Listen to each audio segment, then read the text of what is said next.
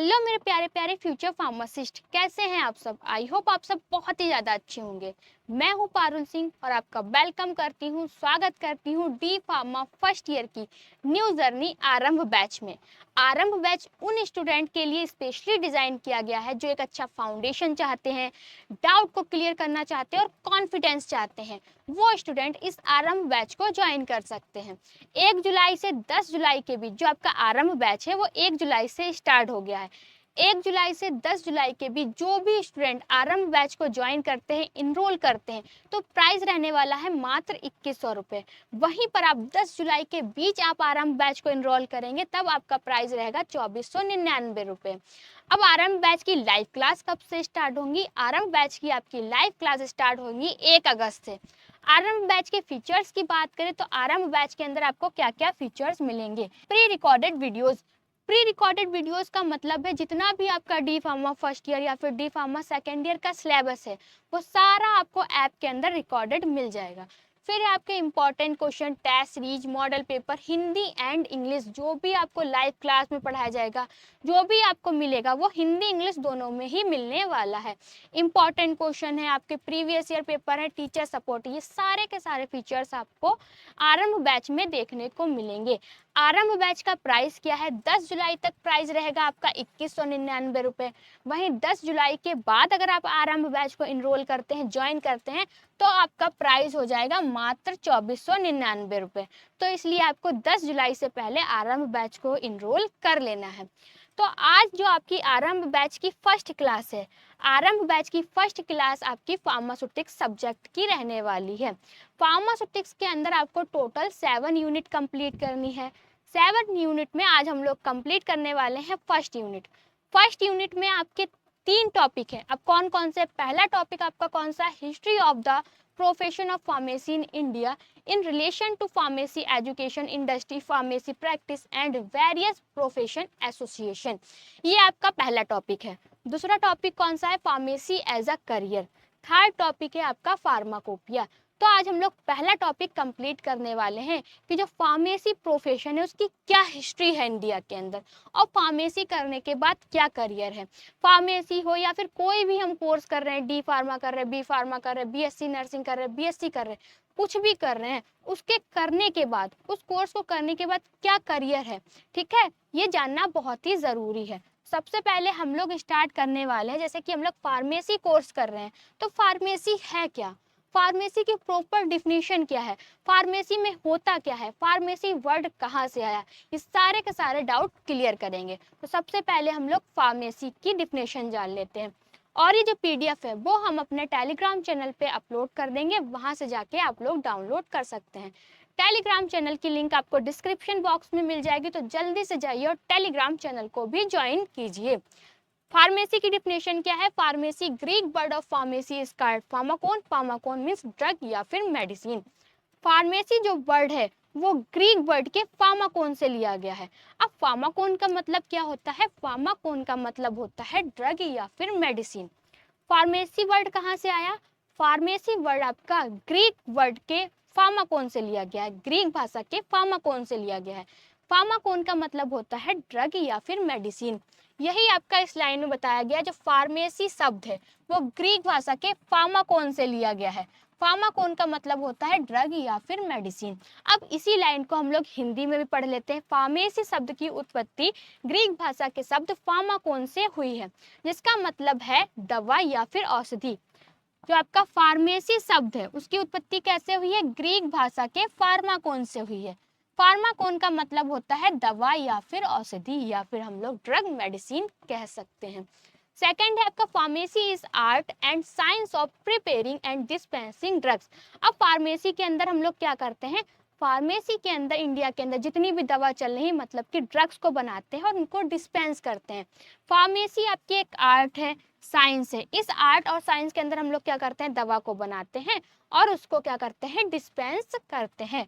Pharmacy दवाओं को तैयार करने, बनाने और उन्हें मरीजों को देने की एक कला और विज्ञान है।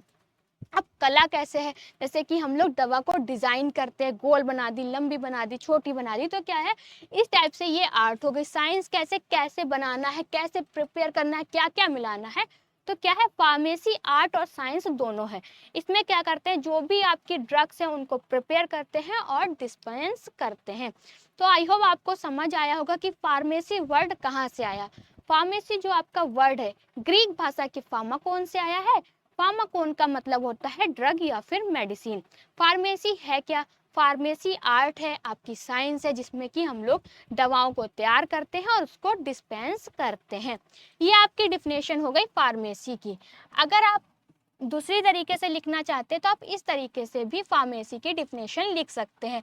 Pharmacy is a health care profession that deal with the study of drugs. It main purpose is ensure to safety and efficacy of pharmaceutical drugs. Pharmacy क्या है, आपका एक हेल्थ केयर प्रोफेशन है। इसमें हम दवाओं को बनाते हैं, प्रिपेयर करते हैं, डिस्पेंस करते हैं। इसी को हिंदी में पढ़ते हैं। फार्मेसी एक स्वास्थ्य सेवा से जुड़ा पेशा है जो दवाओं के अध्ययन से संबंधित होता है। इसका मुख्य उद्देश्य दवाओं की सुरक्षा, सेफ्टी और प्रभावशीलता को सुनिश्चित करना होता है। फार्मेसी क्या है, फार्मेसी स्वास्थ्य सेवा से जुड़ा एक पेशा है। इसका मुख्य उद्देश्य क्या होता है, इसका मुख्य उद्देश्य होता है दवाओं की सुरक्षा, मतलब कि सेफ्टी और प्रभावशीलता, इफिकेसी। इस टाइप से भी आप फार्मेसी की डिफिनेशन लिख सकते हैं। उसके बाद हम लोग सिंबल ऑफ फार्मेसी के बारे में जानेंगे कि किसको सिंबल ऑफ फार्मेसी कहते हैं। बाउल ऑफ हाइजिया को सिंबल ऑफ फार्मेसी कहा जाता है। अब ये बाउल ऑफ हाइजिया क्या है, ये फार्मेसी का सिंबल है। It consist of a snack wrapped around a bowl. इसमें क्या होता है, एक कटोरा होता है, कटोरे के चारों तरफ क्या होता है, सांप लिपटा हुआ होता है। जैसे कि आप स्क्रीन पे देख रहे होंगे, ये आपकी फार्मेसी का सिंबल है। फार्मेसी का सिंबल मतलब कि बाउल ऑफ हाइजिया। ये क्या कंसिस्ट करता है, एक स्नैक कंसिस्ट करता है और एक बाउल कंसिस्ट करता है। स्नैक जो होता है वो बाउल के चारों तरफ क्या होता है, रैप्ड होता है। फार्मेसी का जो चिन्ह होता है उसमें एक कटोरा होता है और उसके चारों तरफ एक सांप लिपटा हुआ होता है। क्या होता है, एक कटोरा होता है, कटोरे के चारों तरफ क्या होता है, सांप लिपटा हुआ होता है। स्नैक किसको रिप्रेजेंट करता है, स्नैक रिप्रेजेंट करता है मेडिसिन को। वहीं पर बाउल किसको रिप्रेजेंट करता है, बाउल रिप्रेजेंट करता है हाइजिया को। अब ये हाइजिया क्या है, हाइजिया नहीं पता तो हाइजिया ग्रीक देवी थी। मतलब क्या होती है, ग्रीक की देवी है हाइजिया। हाइजिया का मतलब होता है हेल्थ, हाइजीन और सफाई की देवी मानी जाती है। हाइजिया हेल्थ और सफाई की देवी मानी जाती हैं। तो फार्मेसी का सिंबल क्या है, बाउल ऑफ हाइजिया, जो कि आपका एक बाउल, और जिसमें क्या एक बाउल होता है और एक स्नैक होता है। जो स्नैक होता है बाउल के चारों तरफ क्या होता है, लिपटा हुआ होता है। बाउल किसको रिप्रेजेंट करता है, बाउल हाइजिया को रिप्रेजेंट करता है और स्नैक जो रिप्रेजेंट करता है वो मेडिसिन को रिप्रेजेंट करता है। उसके बाद हम लोग देखने वाले हैं कि जो आपका फार्मास्यूटिक्स है, हम लोग कौन सा सब्जेक्ट पढ़ रहे हैं, फार्मास्यूटिक्स। अब फार्मास्यूटिक्स है क्या, इसमें क्या क्या पढ़ना है। तो pharmaceutics is branch of pharmacy which deal with the formulation, manufacturing, evolution, packaging of dosage form। Pharmaceutics क्या है, फार्मेसी की ही एक ब्रांच है। फार्मास्यूटिक्स आपकी फार्मेसी की ही एक ब्रांच है। अब इसके अंदर क्या करते हैं हम लोग, जो भी आपकी डोजेज फॉर्म है, डोजेज फॉर्म क्या है आपकी, कि कोई भी पेशेंट डॉक्टर के पास जा रहा है तो वो डॉक्टर पेशेंट को किस फॉर्म में मेडिसिन दे रहा है, टैबलेट दे रहा है, कैप्सूल दे रहा है, सिरप दे रहा है, इलेक्सर दे रहा है, इन सबको क्या बोलेंगे, डोजेज फॉर्म बोलेंगे। तो इसमें क्या करते हैं, जो आपकी फार्मास्यूटिक्स है वो फार्मेसी की ही एक ब्रांच है। इसमें हम लोग की दवाइयों को कैसे बनाना है, उसकी मैन्युफैक्चरिंग कैसे करना है, पैकिंग कैसे करना है, ये सब कुछ हम लोग फार्मास्यूटिक्स सब्जेक्ट के अंदर पढ़ने वाले हैं। फार्मास्यूटिक्स फार्मेसी की एक शाखा है जो दवाओं के निर्माण, तैयारी, जांच और पैकेजिंग से संबंधित होती है। ठीक है, फार्मास्यूटिक्स क्या है आपको समझ में आ गया होगा।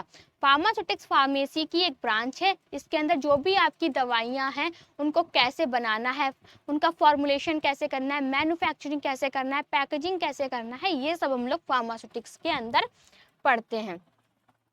अब उसके बाद हम लोग जो मेन पॉइंट है, जो टॉपिक है आपका, history of profession of pharmacy of India. India के अंदर जो हमारा फार्मेसी प्रोफेशन है उसकी क्या हिस्ट्री रही है ये जानेंगे।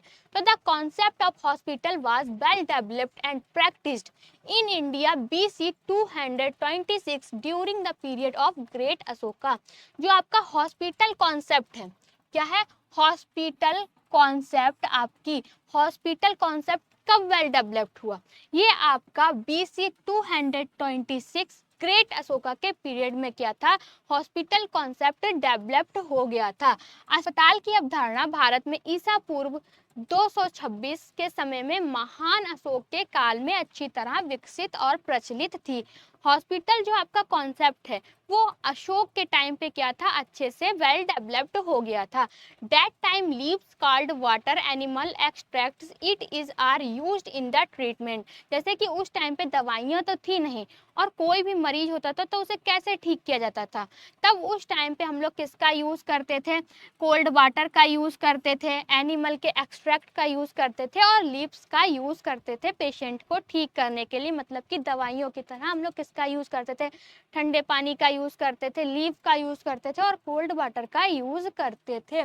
उस समय उपचार में पत्तियां, पानी और जानवरों के अर्क का उपयोग किया जाता था, किसके लिए, ट्रीटमेंट के लिए। India has one of the world's oldest medical system Ayurveda. India का क्या, सब पूरे वर्ल्ड का सबसे ओल्डेस्ट मेडिकल सिस्टम कौन सा है, आयुर्वेद सिस्टम। भारत के पास दुनिया की सबसे प्राचीन चिकित्सा प्रणाली में से एक है, कौन सा है आपका, आयुर्वेद। ठीक है, इसमें क्या बताया गया है, the concept of hospital was well developed and practised in India BC 226 during the period of great Ashoka. जो आपका हॉस्पिटल कॉन्सेप्ट है वो कब से शुरू हुआ, ग्रेट अशोका के पीरियड, मतलब कि BC 226 के टाइम से ही आपका हॉस्पिटल कॉन्सेप्ट डेवलप्ड है। That time leave called water animal extract it is are used in the treatment.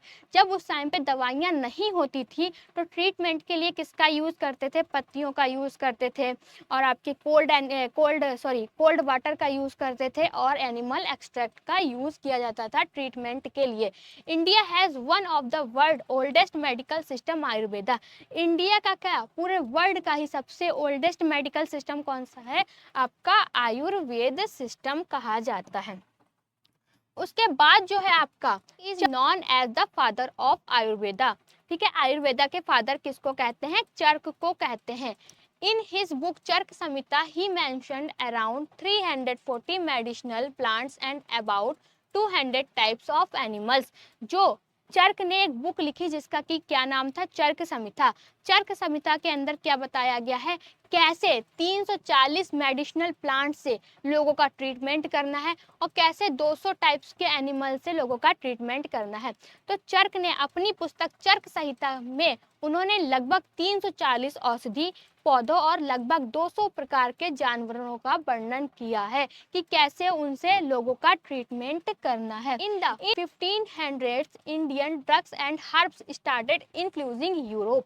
इसमें क्या है, 1500 ईस्वी या कह सकते हैं 16वीं शताब्दी में भारतीय औषधियाँ और जड़ी बूटियाँ यूरोप को प्रभावित करने लगी। जैसे कि इंडिया में लोग लीफ से, कोल्ड वाटर से और एनिमल एक्सट्रैक्ट से दवा ट्रीटमेंट कर रहे थे, तो यूरोप के लोग भी उसी टाइप से करने लगे।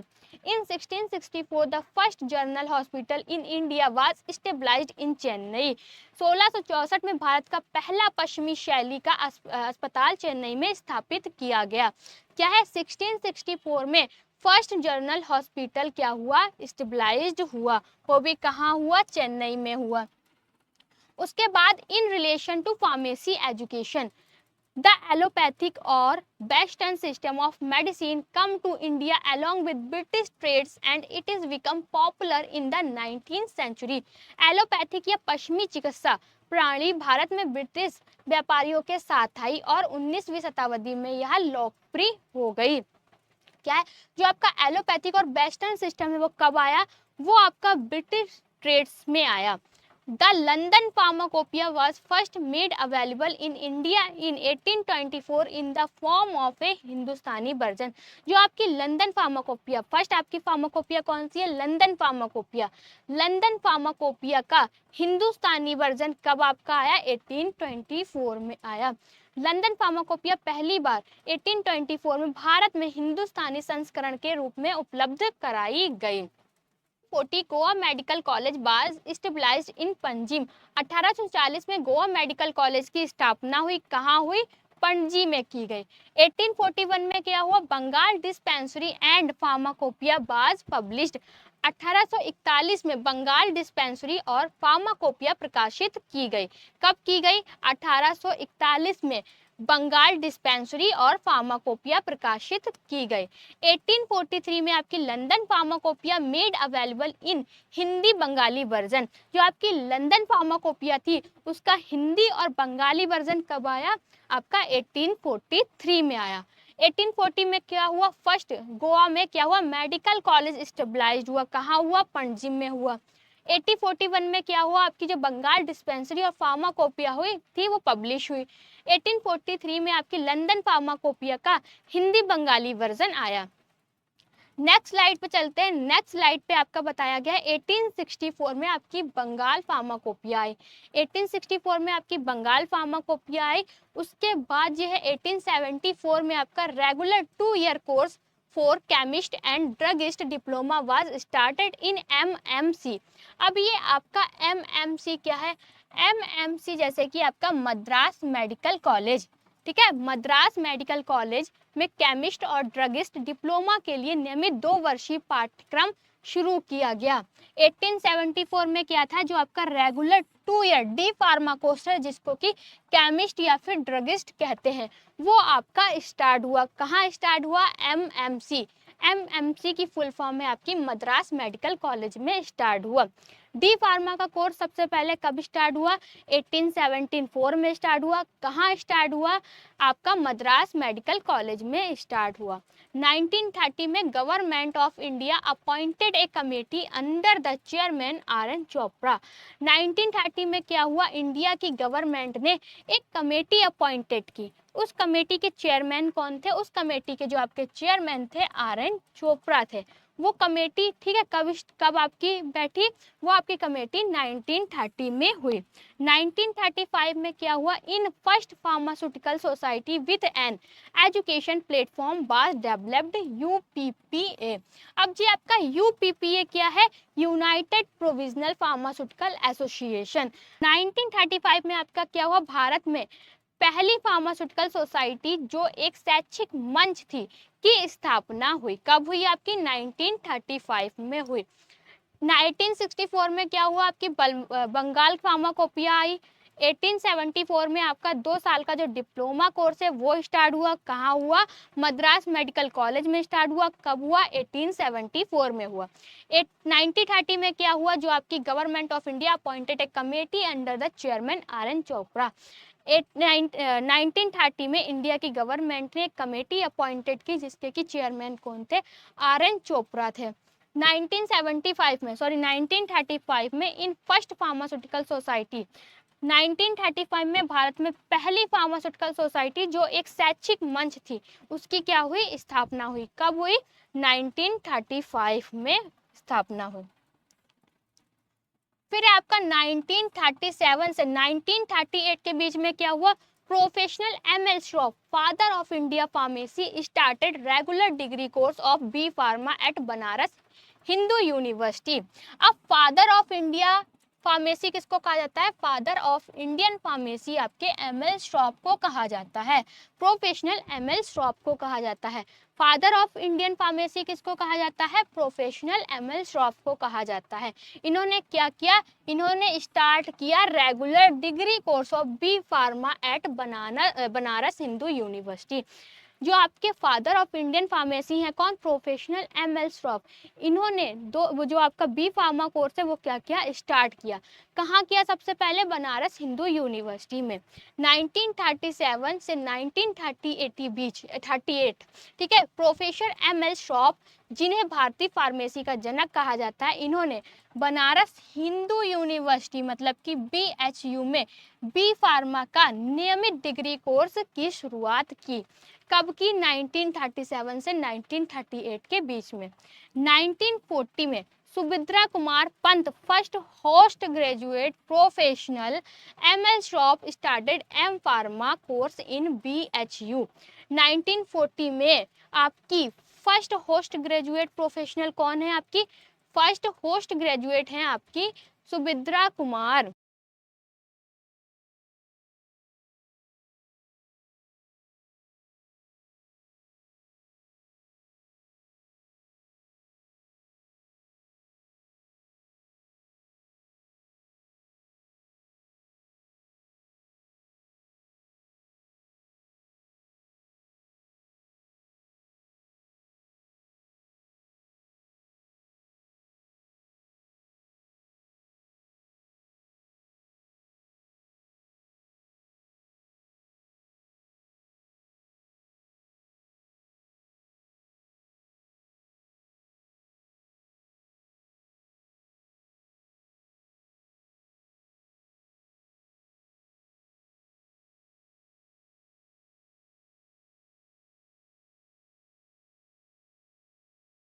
अब 1943 में क्या हुआ आपका, Gorakh Prasad Srivastava first post graduate, क्या है आपके फर्स्ट पोस्ट ग्रेजुएट कौन थे, गोरख प्रसाद श्रीवास्तव। इन्होंने अपना फर्स्ट पोस्ट ग्रेजुएट कब कंप्लीट किया, 1943 में किया। 1943 गोरख प्रसाद श्रीवास्तव पहले एम फार्मा पोस्ट ग्रेजुएट बने। ठीक है, 1944 में आपका क्या हुआ, the degree course in formation was started in the university of Punjab Lahore. 1944 में आपकी पंजाब विश्वविद्यालय लाहौर में फार्मेसी डिग्री पाठ्यक्रम की शुरुआत हुई। 1948 में आपका फार्मेसी एक्ट स्टेबलाइज 90 क्या हुआ, 1948 में आपका फार्मेसी एक्ट क्या हुआ, लागू हुआ। ठीक है, 1943 में क्या हुआ, Gorakh Prasad Srivastava first post graduate, Gorakh Prasad ने क्या किया, अपना फर्स्ट ग्रेजुएट कंप्लीट किया। कब किया 1943 में किया।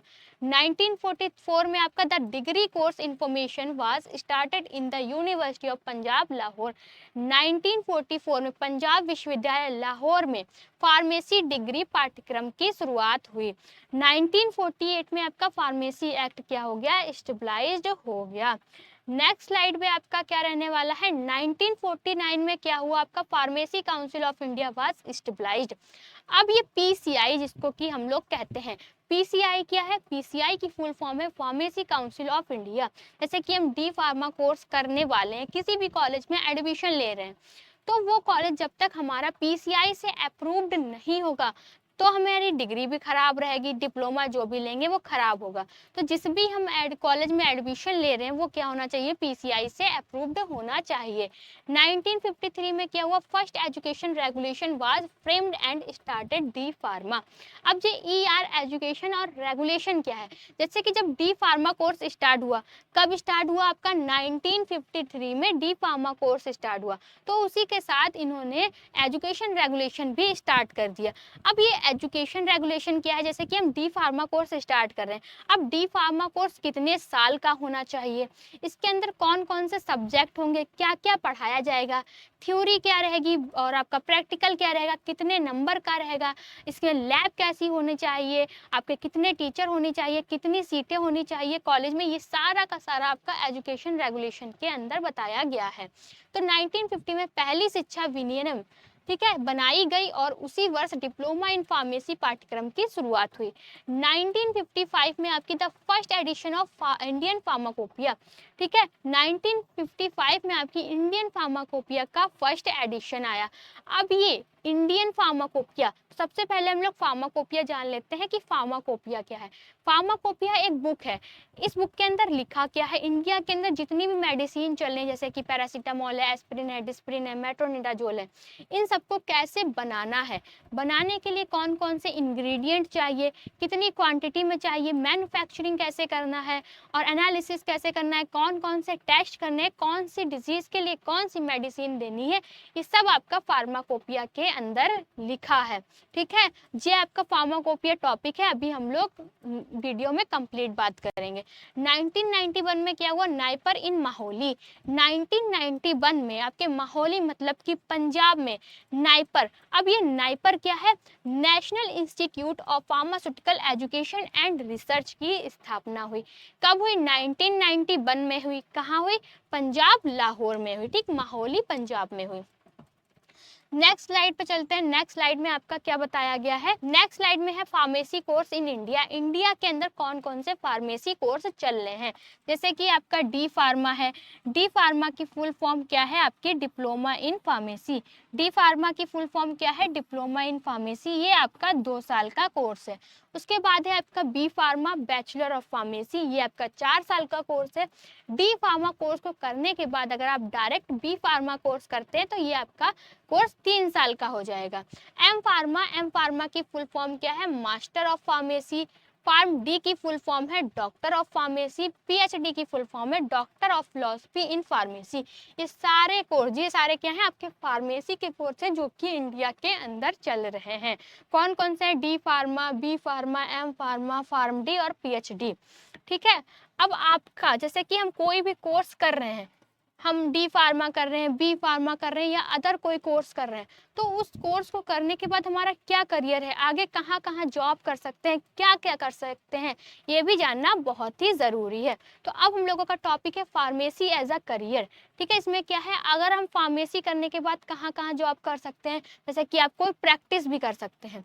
प्रैक्टिस जैसे कि कम्युनिटी क्लिनिकल हॉस्पिटल, कम्युनिटी में आप जा सकते हैं, क्लिनिकल पे जा सकते हैं, और हॉस्पिटल, हॉस्पिटल में एज अ फार्मासिस्ट की तरह वर्क कर सकते हैं। दूसरा है इंडस्ट्री, इंडस्ट्री में हम लोग क्या क्या कर सकते हैं, प्रोडक्शन में वर्क कर सकते हैं, R&D है, क्वालिटी एश्योरेंस है, क्वालिटी कंट्रोल है, पैकेजिंग है, सेल मार्केटिंग, रेगुलेटरी है।